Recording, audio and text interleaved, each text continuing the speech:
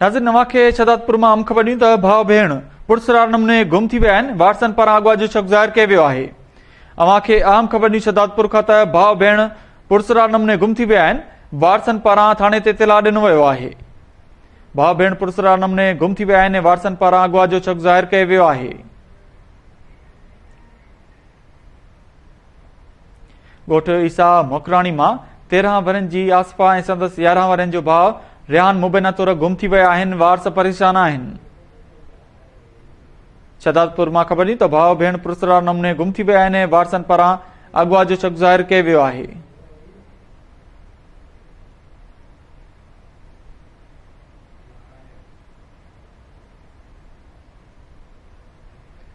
अवांखे update कयूं त भाउ भेण पुरसरार नमूने गुम आहिनि। वारसनि पारां अगवा जो शक ज़ाहिर कयो वियो आहे। शहदादपुर मां ख़बर ॾियूं त भाउ भेण पुरसरार नमूने गुम आहिनि।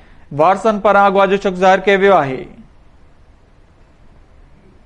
ॻोठ ईसा मकराणी मां 13 वरनि जी आसपा ऐं संदसि 11 वरनि जो भाउ रिहान मुबैना तौर गुम थी विया आहिनि। भाउ भेण पुरसरार नमूने गुम थी विया आहिनि। वारसनि पारां अगवा जो शक ज़ाहिर कयो वियो आहे।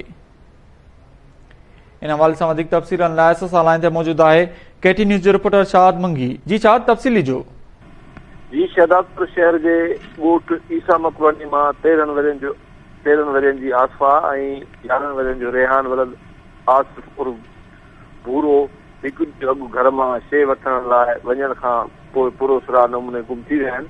संदसि वालदेन सख़्तु परेशान थी विया आहिनि। ॾिसमें संदसि वालद अखियुनि मां लुड़क वाहींदे चयो त असीं ग़रीब आहियूं। मुंहिंजो मासूम पुटु ऐं न्याणी जे ओचितो गुम थियण असांजे लाइ जी जोरे विधो आहे। असांखे शक आहे त खेनि अॻुवां कयो आहे।